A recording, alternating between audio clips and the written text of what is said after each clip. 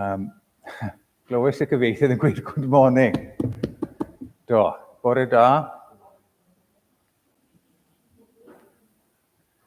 Os chi'n dod o'r cymoedd, house tricks.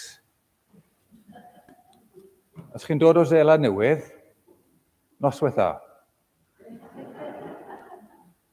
Ac yn Brazil, pobl yn gweud bom gia. Bore da. Bore da. Gwyndawn ni ar y rhai eiriau yn yr ysgrythyr, yn y salmau. Salm 95. Mae Dafydd yn cyfieithu cyn fy mod i'n gweud unrhyw beth.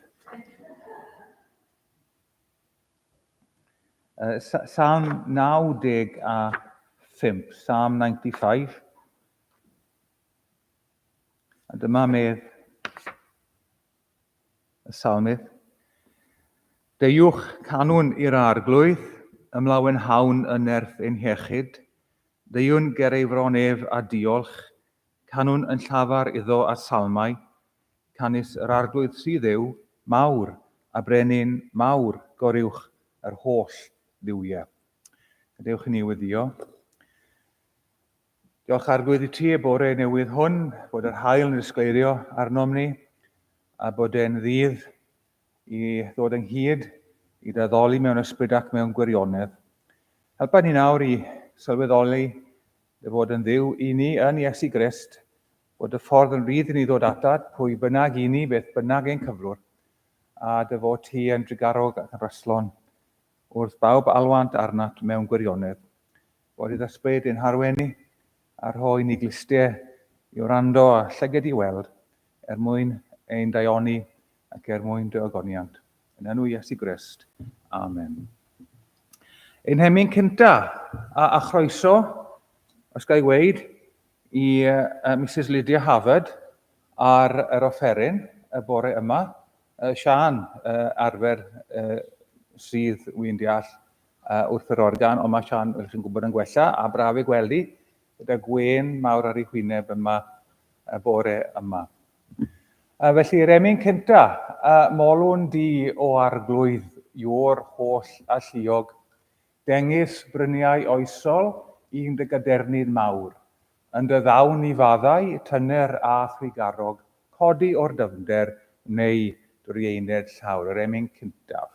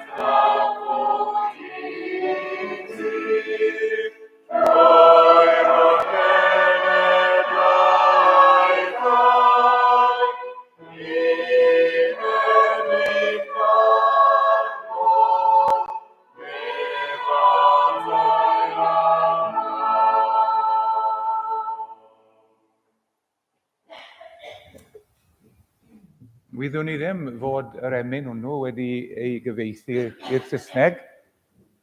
Os rhywun yn gwybod gan bwy? Does anyone know who translated that hymn into English? Well, I don't. I'll have to find out. I didn't follow the English words because I was singing the Welsh words. But that is a profound hymn. Emyn sylweddol. Darlleniad y bore yma yn dod o lyfr yr Actau pennod 13 adnodau 1 i 12. Yr oedd hefyd yn yr eglwys y doedd yn Antiochia rai proffwydi ac athrawon, Barnabas a Simeon, yr hwn elwyd Niger, a Lucias o Cyrene, a Manian brawd maith Herod y Tetrach, a Sol. Ac fel yr oeddent hwyn a gwasanaethu'r arglwydd ac yn ymprydio, dywedodd yr Ysbryd Glân, "Neilltuwch i mi Barnabas a Sol, i'r gwaith y gelwais hwynt iddo." Yna wedi iddynt ymprydio a gwyddio a dodi ei dwylo arnynt hwyau gollasant ymaith. A hwythau wedi ei danfon ymaith gan yr Ysbryd Glân a ddeithant i Selwcia, ac oddi yno a forwydasant i Cyprus. A phan oedden yn Salamis, hwyau bregethasant air Duw yn synagoge ar Iddewon, ac yr oedd hefyd ganddynt Ioan yn weinidog. Ac wedi iddynt dramwyd trwy'r ynys hyd Paphos, hwyau gawson rhyw swynwr gan gai broffwyd o Iddew a'i enw Bar Iesu. Yr hwn oedd gyda raglaw, Sergius Paulus, gŵr call, hwn wedi galw ato Barnabas a Sol, a ddeisyfodd clywed gair Duw. Eithor ele mas y swynwr canis felly cyfeithir i enw ef, a gwrthwynebodd hwynt gan geisio gŵr droi o'r rhaglaw oddi wrth y ffydd. Yna Sol, yr hwn hefyd a elwyr Paul, yn llawn o'r Ysbryd Glân a edrychodd yn graff arno ef, ac a ddywedodd, "O gyflawn o bob twyll a phob ysgelerder, tydi mab diafol a gelyn pob cyfiawnder, ond i ffeidi di a gwyro uniawn ffyrdd yr arglwydd." Ac yn awr wele, mae llawr arglwydd arna ti a thi a fyddi ddall heb weled yr hael dros amser. Ac yn ddiatreg y syrthiodd arno niwlen a thwyllwch, ac fe aeth oedd i amgylch gan geisio rhai arwen erbyn ei law. Yna rhaglaw pan welodd yr hyn a wneithwyd a gredodd gan ryfeddu wrth ddysgeidiaeth yr arglwydd. Bendith Duw ar y darllen a'r gwrando o'i air. O'n i'n ybwyllo ychydig achos o'n i'n sylwi bod gyda chi'r cyfieithiad mwy diweddar ar y sgrin, ond fan hyn mae'r hen gyfieithiad Beibl William Morgan, so o'n i'n trio gweld a hwnna rhyw ffordd ganol i'w thramwyo.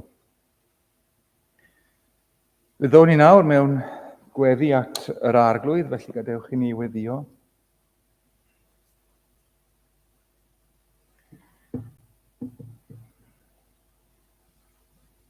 Ni wedi canu dy glod eisoes o arglwydd yn emyn agoriadol molwn di o arglwydd i o'r holl alluog.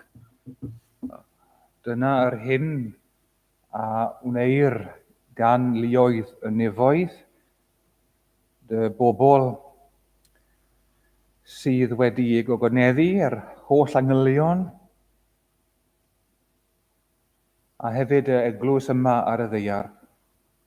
I ni'n diolch bod dy glod di yn mestyn o naill ben i'r llall ledled y ddaear hon bod na bobl heddi yn cydnabod bod na Dduw, yn y nefoedd sydd yn greawdwr, yn ragluniwr ac hefyd yn iachawdwr. A dyna y Duw i ni yn ei addoli. Y Duw sydd wedi ei amlygu ei hun yn y greadigaeth ac hefyd yn y Beibl. Y Duw sydd wedi ei ddangos ei hunan i ni yn Iesu Grist drwy'r ysbryd glân. Ac i ni'n diolch i ti bod y ffordd y nawr yn rhydd i ni ddod atat. Mae'r orsedd fawr y nawr yn rhydd gwrandewyr llais y gwan. Wel, cyfod bellach fenaid prydd a nadla tu ar lan. Mae arno ni angen cymorth i weddio o arglwydd. I ni'n ymwybodol o'r gelyniaeth sydd rhyngon ni a'n cnawd hyd yn oed, yr hen ddyn, natur bechadurus, y byd a'i atyniadau aniwiol, yr arch elyn y hunan y diafol yr un rhwg. Ac yn ni'n ymwybodol bod yna lu yn ein herbyn, ond diolch newyddion braf a ddaeth i'n bro. Pwy heiddent gael ei dwyn ar go, mae Iesu wedi cario'r dydd, caif carcharorion fynd yn rhydd. Diolch bod ti wedi rhyddhau ni o gaethiwed pechod. Bod ti wedi tynnu colin angau oddi wrthym. Ac i ni farw eto byw fyddwn, achos dyna dy ddewyd i bawb a gredo yn o ti. I ni'n gofyn dros eglwys di yn ein byd, meddwl am ein cyd Gristnogion, brodyr a chwiorydd yng Nghrist sydd yn dioddef gymaint gan eu herludwyr. Ni'n meddwl am y rhai sydd wedi eu lladd yn Nigeria, am eu bod nhw yn Gristnogion, cannoedd a miloedd ohonyn nhw. Ac eto nag i ni clywed am y fath erchylltra yn y newyddion. Ni'n gofyn dros Clyde a Janet Briggs wrth iddyn nhw wenedigaethu i dy bobl dramor. Ni'n diolch hefyd arglwydd am dy eglwys di, am Brasil, a gwledydd eraill yn America, Ngogledd America, yn yr Affrig, yn Ewrop, Australia, Seland Newy, Asia, arglwydd mae yna cnifer o bobl sydd yn dy addoli di oherwydd diachodwriaeth fawr yng Nghrist. Sŵn, melys hyfryd yw, i'm Clist. Diolch arglwydd bod dy fod ti'n ein cymodi ni a thi dy hunan heb gawnto ein pechodau i therbyn. Diolch bod Iesu yn fyw a ei fodef yn ffrind pechadur. Gwyddiwn dros eglwys yn y fan hyn, dros John a Helen a'i teulu, dros dy weinidogaeth yn y fan hon, dros y pentre hwn a'r ardal hon, y byddi eto arglwydd yn gweithio mewn ffordd arbennig iawn ac yn dod â newyddafodiad i'r lle hwn. Diolch arglwydd am gweithgareddu sydd wedi bod gyda'r plant, y bobl ifanc, gwasanaethau, cyfarfodydd reolydd yr eglwys, bendithia nhw o arglwydd. A'r orffwys i dy blant, y weision yma sydd yn gweini ti ac yn wasanaethu di mewn gwersylloedd ac mewn cyfarfodydd eraill le ti fewn a thi fas i'r eglwys. Arglwydd, diolch bod ti yn dduw sydd yn frigarwg ac yn raslon.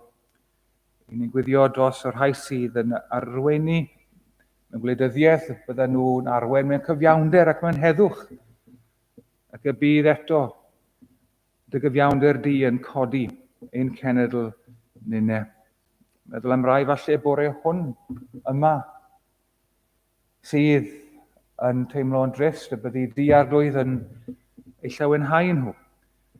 Byddi di arglwydd yn gwella'r galon ysig friw, a byddi di arglwydd yn rhoi gobaith lle mae yna anobaith, goleuni lle mae yna dywyllwch, bywyd lle mae yna farwolaeth. Gwyddiwn arglwydd dros ein teuluodd, gan ddiolch i ti arglwydd, bod ti'n gosod ni mewn teuluodd, a helpa ni arglwydd felly yn y gwahanol lefydd i ni ynddyn nhw, i fod yn ddisgyblion gwyw i ti, gan gofio bod ni'n yn lys genhadon i ti yn y byd hwn. Felly diolch i ti arglwydd bod ni'n gallu dod atat nawr fel ag yr ydym yn enw Iesu Grist, ein ceidwad, ein harglwydd. A gyda'n gilydd fe wyddiwn ni y geiriau hynny a rhannodd Iesu gyda'i ddisgyblion.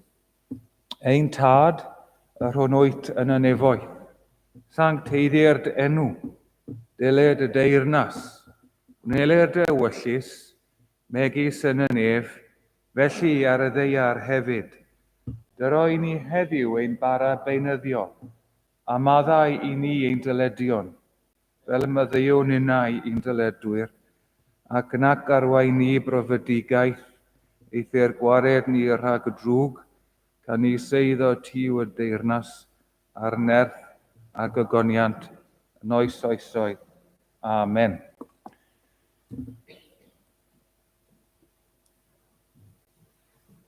Fe ganwn ni nawr ein hemi nesaf, a fi'n gweld bod hwn hefyd wedi gyfieithu i'r Saesneg.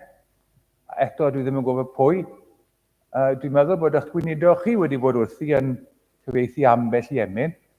Falle bod hwn yn un o'i weithiau fe. Ond licen i wybod ar y diwedd pwy sydd wedi cyfieithu'r emynau yma i'r Saesneg. Maen nhw'n edrych yn dda iawn. Yw had y waith o arglwydd mawr, dros holl derfynau'r ddeiar lawr. Dwi roi tywalliad nerthol iawn o'r ysbryd glân a'i ddwyfol ddawn.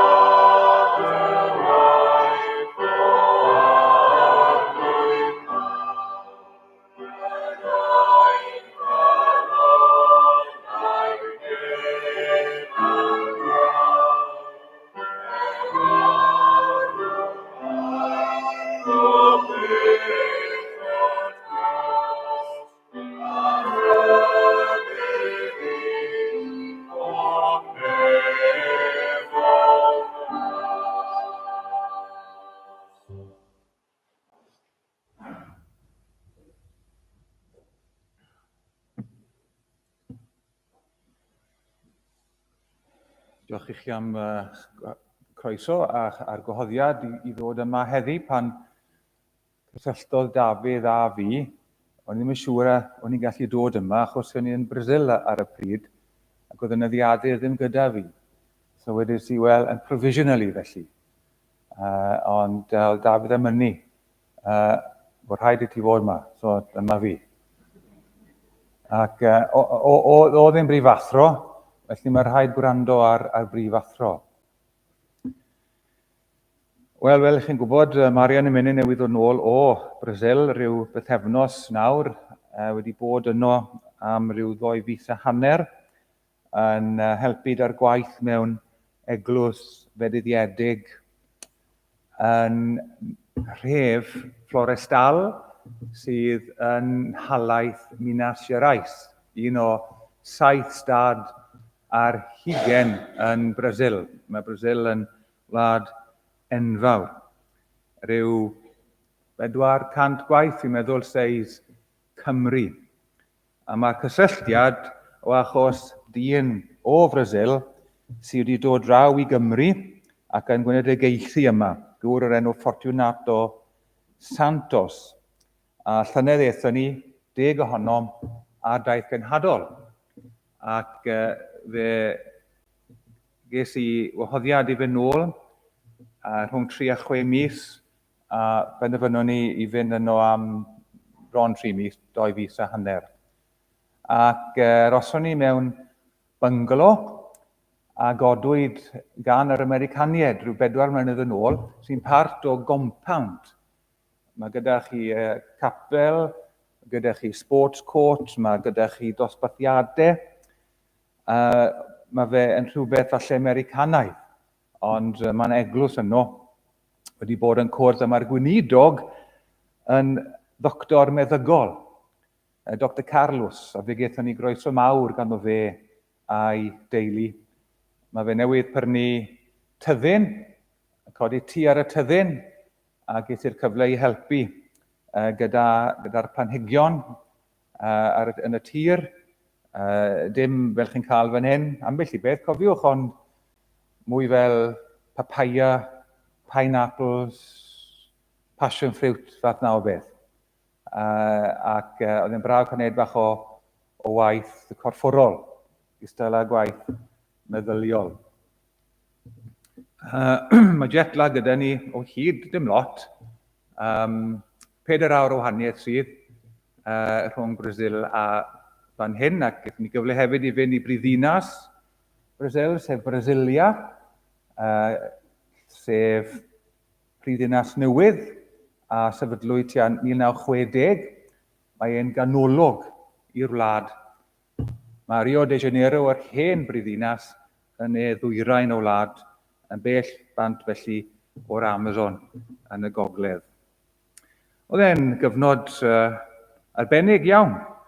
Falle awn ni nôl to, fe gawn ni gweld. Yn anffodus, fe gafodd yng Nghymraeg anffawd chwarae volleyball, cwmpo a cael hairline fracture i'r garddwrn. Ond mae e'n gwella. Cafodd ei sylw da gan y doctoried, ac mae pethau draw yna tipyn tsepach. Ges i haircut a talu rhyw gwarter y pris ych chi'n talu fan hyn ym Mhryden. A chi menwod, os chi moyn pedicure neu manicure, welewch draw i Brasil.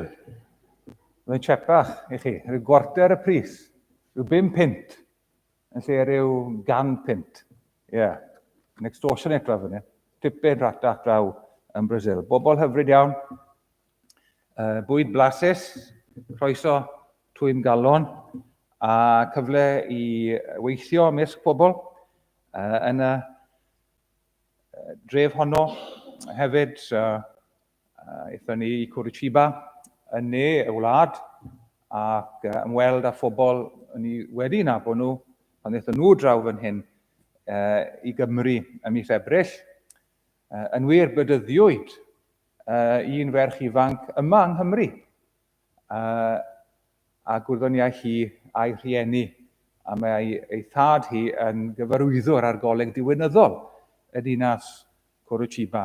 Gan ystod ein harosiad yn y fan honno, fe eithon ni ar fore Sul i prosiect ar gyfer pobl digartref. Ac oedd na hen ffrind bellach o Brasil, bachan mawr, yn pregethu, ac fe ddath rhai dynion ymlaen gan roi ei bywydau i grist, ac oedd hynny'n fraint o weld hynny, a fe hwnnw dda fi helpu drwy weddio gyda fe. Tipyn y gamp, gwneud hynny yn y Portwygaleg, ond oedd iaith y galon yn gryfach felly. Wel, dyna chi ychydig bach snapshot o'r hyn ddigwyddodd yn Brasil. Mae yna fwy, gallwn ni weid ond dwi'n atal felly. Ond bydde fe'n addas beth bynnag I droi'n sylw at y darn a glywson ni ynghynt yn llyfr yr Actau, pennod 13. Dwi wedi galw'r darn yn Comisiwn Cenhadol, yn Saesneg Mission Commission. A mae yna 3 phen, dy fi, fydd o'i atyn nhw yn y man. Dyma chi benod sydd yn nodi dechreuad teithio cenhadol gan yr apostol Paul. Fe gyflawnodd 2 taith cenhadol I gyd o gwmpas môr y canoldir. Ac fe ath wrth gwrs hefyd I Rifen, ble mae'n debyg ym Merthyrwyd Cyn hyn, Pedr, yr apostol Pedr oedd y prif ffigwr dynol. Ond bellach mae'r sylw yn troi o ddiwrth Pedr, oedd yn gweithio bennaf ymysg yr Iddewon, at Paul. A'r Efengil nawr yn cael ei lledu o diriogaeth Israel I weddill yr ymerodreth Rufeinig. A dyna beth sydd gyda ni, felly, yn y benod hon ymlaen. A fan hyn, yn y benod yma, mae gyda ni yr eglwys yn Antiochia, sydd yn Syria heddi, yn rhoi y comisiwn I Paul I fynd gyda Barnabas ar y gwaith pwysig hwn. A maen nhw'n ei fyddhau ac mae'r Efengil yn lledu. A dyma chi ddechreuadu wrth gwrs y gwaith cenhadol mawr. Mae'n debyg bod yr Efengil wedi dod I Gymru gyda'r milwyr Rhufeinig a ddaeth yma cyn oes y saint yn y 6ed ganrif pan ddaeth Dewi Sant ac eraill i'r golwg. Yn wir fe ddywedir bod Cymru wedi ei magu ynghyd Cristnogaeth, a dwi'n meddwl bod yn wirionedd I hynny. Mae yna gysylltiad agos rhwng y ffydd Cristnogol a chenedl Cymru. Pe bach chi'n mynd nôl ymellach, allwch chi weid, wel, mae'r Celtiaid Cymru yn dod o Twrci, Galatia, Celtiaid, bosib. Awn I ddim beth bynnag ar ôl hynny y bore hwn. Ond dyma chi yr apostol Paul, neu Saul fel oedd wedi cael ei droi oddi wrth I ddewiaeth rhonc, I ddewiaeth gadarn, cael ei droi at Iesu Grist, ac oedd yn lot fawr o sioc i'r dyn hwn allai ddychmygu. Chi'n clywed yn y darn hwn bod yna ddyn wedi bod yn dwyllodrus, Elimas y swynwr. A bod Paul wedi gweud, bydde di'n ddall, bydd llawer ardwydd arna ti, a bydde di'n ddall. Ni'n meddwl am llawer ardwydd fel llaw yn rhoi bendith. Wel, yn hanes y gŵr yma, mae'n dod â melltith. Ond dros dro, fel yn hanes Saul, pan drwyd at Iesu Grist, fe ath e'n ddall, ond dim ond am bryd o amser. Achos nag yw'r arglwydd am I neb fod yn golledig, ond I bawb ddod I edifeirwch. Ac yn y fan hyn, ar ddechrau'r benod hon, mae yna bobl yn cwrdd yn Antiochia. Antiochia yn Syria. Ac mae'n eglwys ryngwladol. Mae yna eglwysi yn y byd sydd yn cael ei galw yn ryngwladol, international churches, ond Saesneg yw'r iaith. Maen nhw ar gyfer pobl o Bryden neu America sydd yn byw yn y gwledydd rheini a mae'n addoli yn eu iaith eu hunain, y iaith brodorol. Wel, yn y fan hyn yn Antiochia, mae yna bobl sydd yn dod o wahanol lefydd. Enghraifft, a y dechrau yn yr adnod gyntaf yn pennod 13. I ni'n darllen bod yna broffwydi ac athrawon ac bod nhw a'i henwau yma. Oedd Barnabas dod o Ynys Cyprus, oedd Semeion o bosib yn dod o wlad Niger yng Ngogledd Affrica. Oedd Lucius neu Lucius yn dod o Cyrene, Cyrene, yng Ngogledd Affrica. Oedd wedyn Maneian, oedd yn frawd maith I Herod a dylanwad Groegaidd mawr ar y teulu hwnnw. Ac yna oedd Saul ac ydy yn dod o Twrci heddi. Felly chi'n gweld eglwys ryngwladol yn cwrdd yn Antiochia. A nawr, i ni'n gweld bod yna rhywbeth yn digwydd yn yr eglwys. Maen nhw'n cwrdd, maen nhw'n addoli, maen nhw yn canmol Duw. Ac yng nghanol hyn oll, mae yna neges yn dod o'r nefoedd ac yn gweud, nawr, 2 ohonoch chi, Saul a Barnabas, ewch. Gadewch yr eglwys hon, ewch i'r mannau lle i chi'n mynd i cael gorchymyn i fynd iddyn nhw. Dechrau felly y teithiau cenhadol. Wedys i bod yna, dwi'n meddwl, 3 phwynt. Maen nhw dechrau gyda llythyren dy yn help i ni.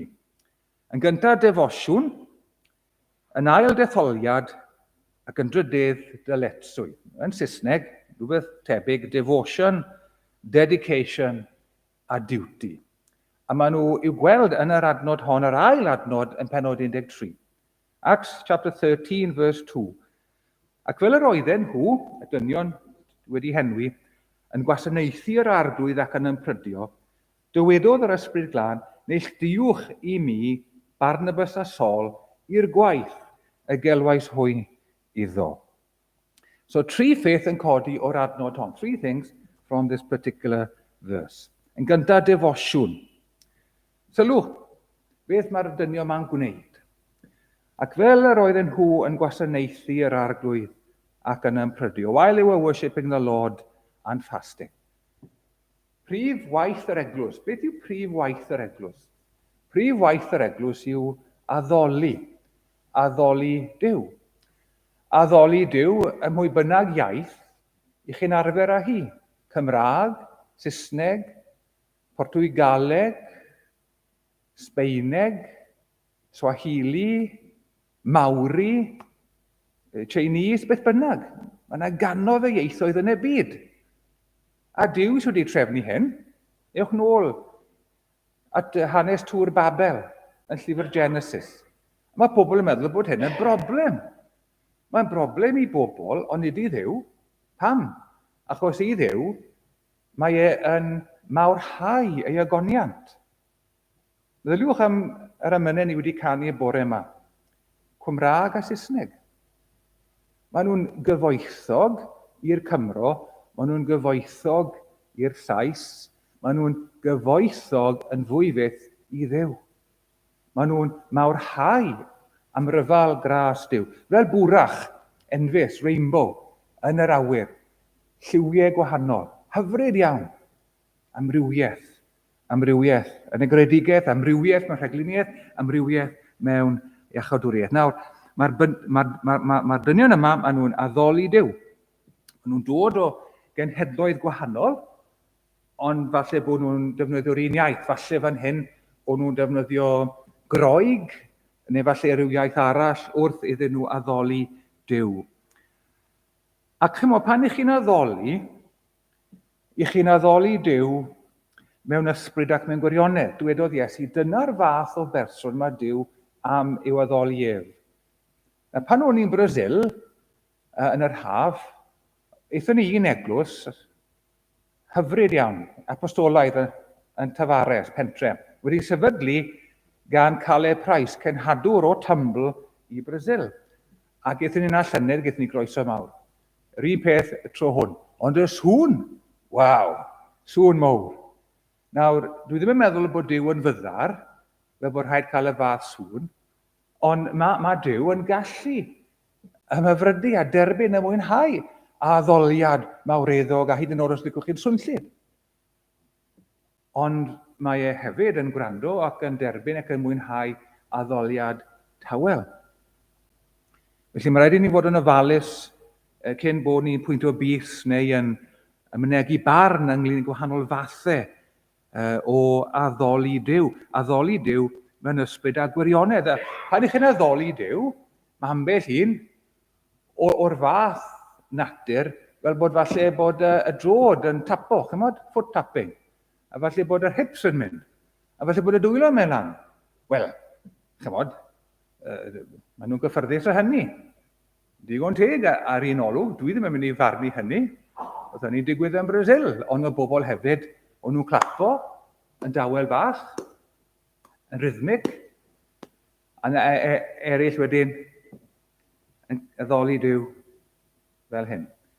So, gadewyd i'r arglwydd i benderfynu ar y ffyrdd i ni sicrhau bod ni'n ddoli Duw mewn ysbryd ac mewn gwirionedd. Ac yn yr eglwys yma, i ni gweld yn Antiochia bod yna bobl oedd yn cael ei galw yn broffwydi ac yn athrawon.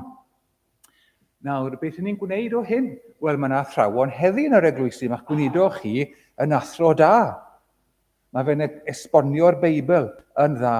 Oedd y gweinidog blewn ni yn Brasil yn esboniwr da o'r ysgwythyr. Yn y bore oedd rhyw fath o studiaeth feiblaidd yn yr oedfa. A bydde fe'n rhoi cyfle i bobl i ofyn cwestiynau ac ef yn ei hateb. Wel, fan hyn, mae yna athrawon a mae yna broffwydi. Ac dyma chi adeg gyffroes yn yr eglwys fore. Ond y pwynt dwi am ei gyfleu i chi yma yw'r peth cyntaf oedd yr eglwys genhadol hon yn ei wneud oedd addoli. Addoli Duw. Addoli Duw ac hyd yn oed ymprydio. A mae yna le hyd yn oed i ymprydio. Pan i chi yn dieto, wel, gwneud hynny bwrpas. Pan i chi'n ymprydio, mae hynny hefyd i bwrpas. Yr ail beth wedyn yw hyn, detholiad. Ac fel yr oedden nhw'n gwasanaethu'r arglwydd ac yn ymprydio, dywedodd yr ysbryd glân, neilltuwch i mi Barnabas a Saul. Chi'n sylwi yn ystod yr amser hwn o addoli, y mae'r neges ddwyfol yn dod o'r nefoedd at y bobl yn y fan hyn. Ac mae'n bosib bod y neges ddwyfol hon wedi ei dirnad gan y proffwydi oedd yno. A dyma i chi yr hyn sy'n ni'n galw yn charismatic communication, cyfathrebiad charismatic. Mae'n dod o'r ysbryd glân.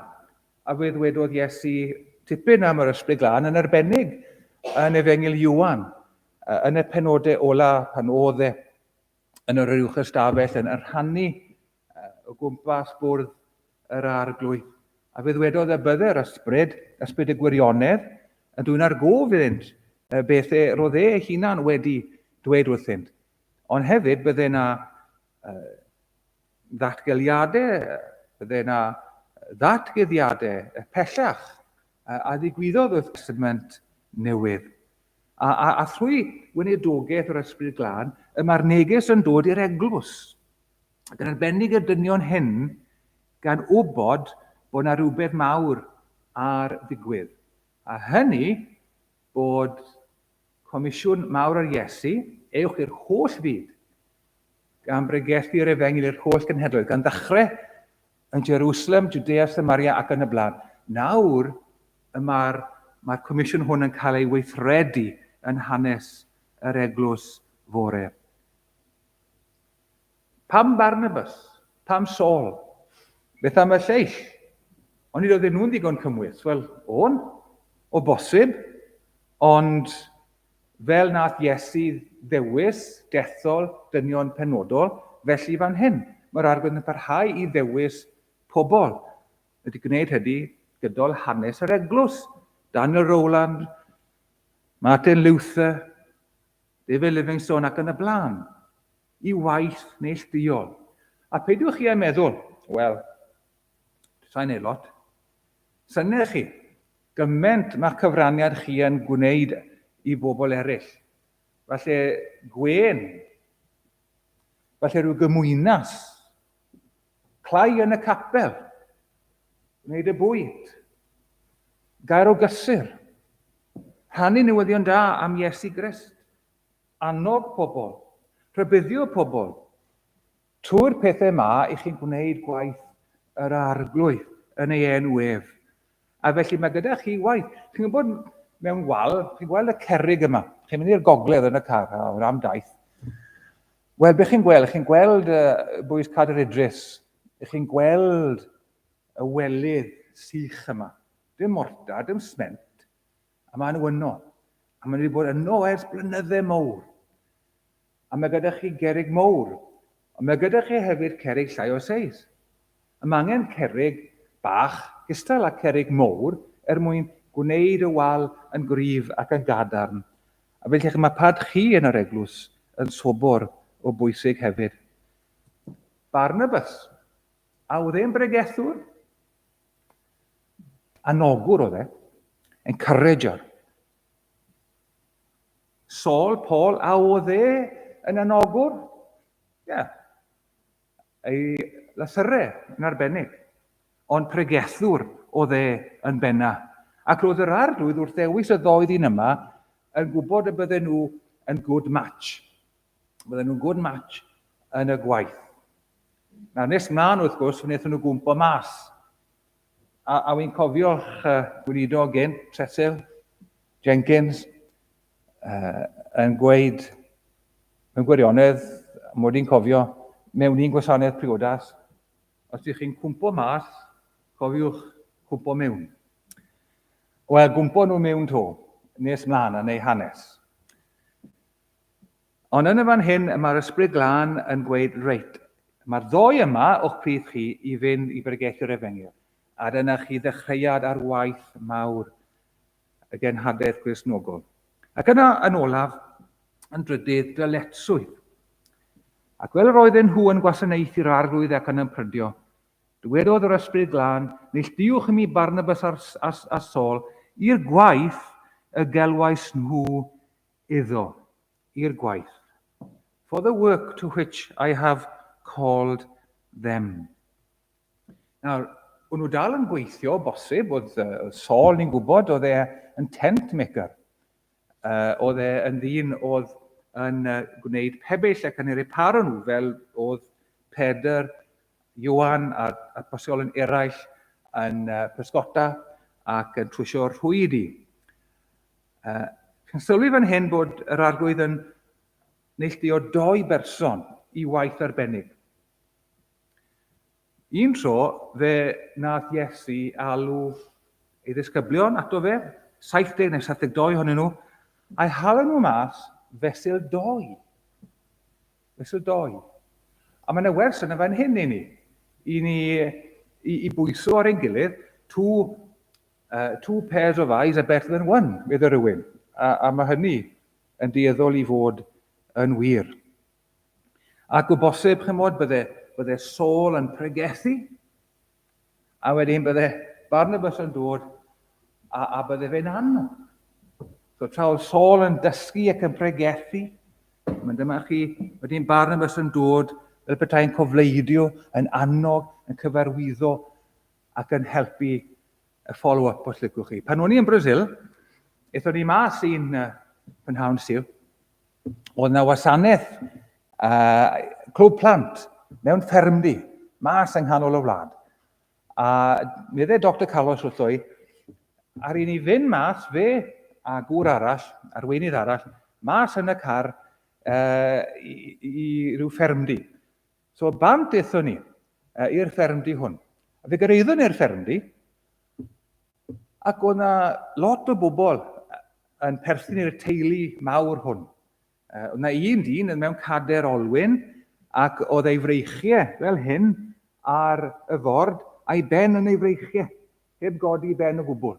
A wedyn oedd y plant yn chwarae, ac oedd yna odolion fan hyn y fan co, a mae yna un fenyw yn dod a partau mochyn oedd wedi cael ei ladd o glos y ffarm i'r ffermdy.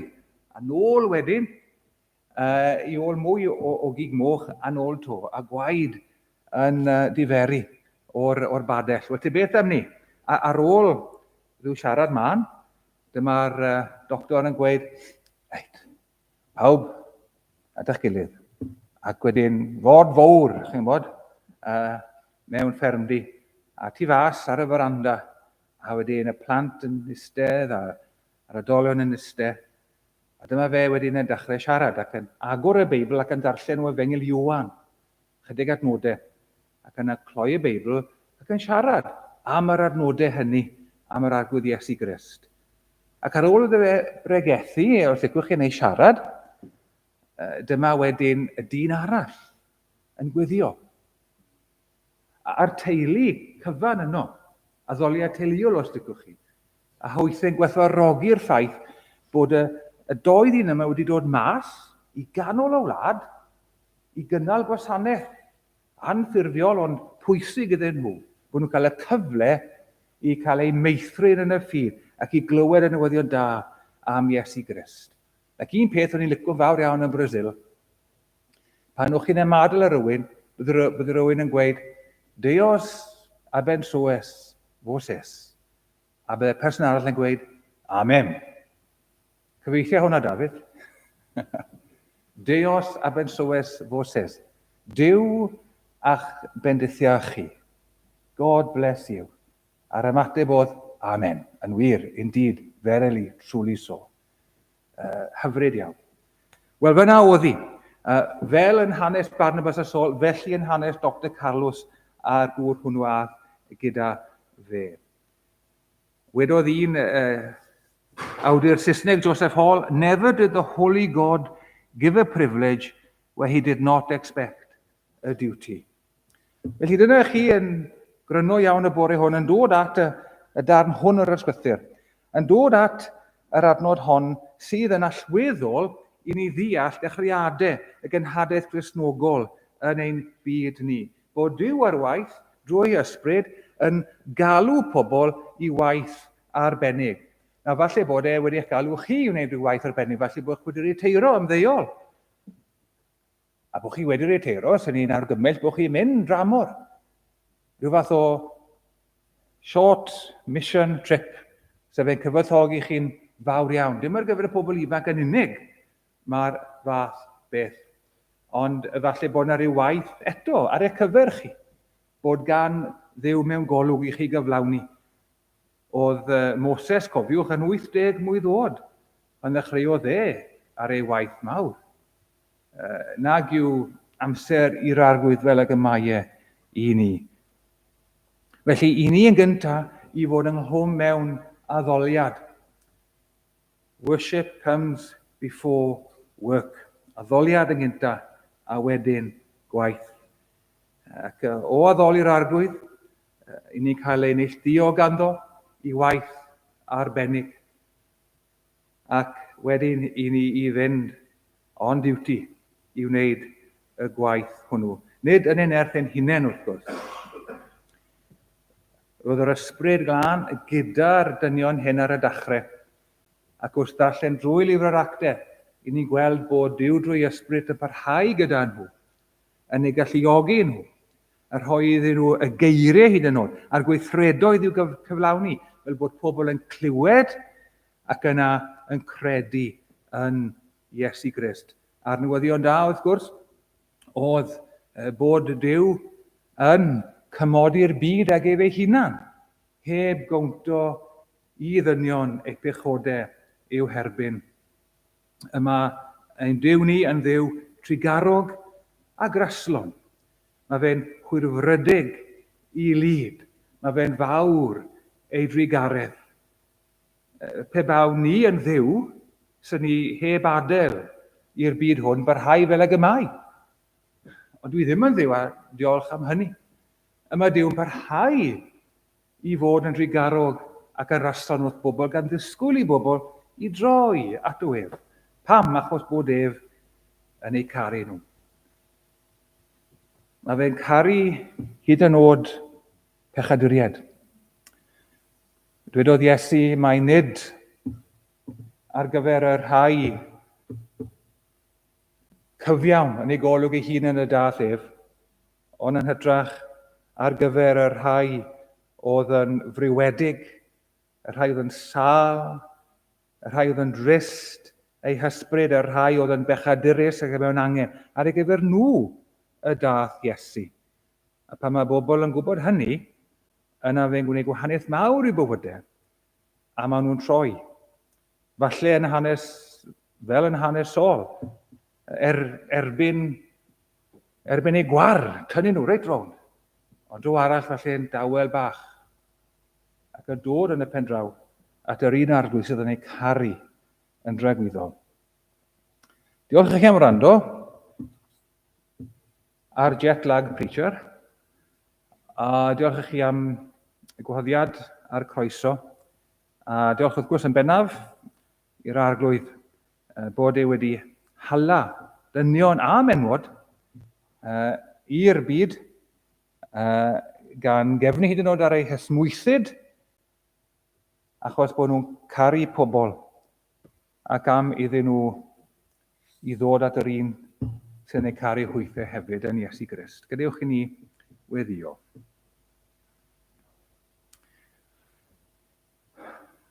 Arglwydd, i ni'n diolch i ti am y newyddion da o lawenydd mawr a gyhoeddwyd y doli cyntaf gen i Iesu, Crist yr arglwydd, yn geidwad dyn. I ni'n diolch i ti na chadwyd y newyddion da hwn i genedl Israel.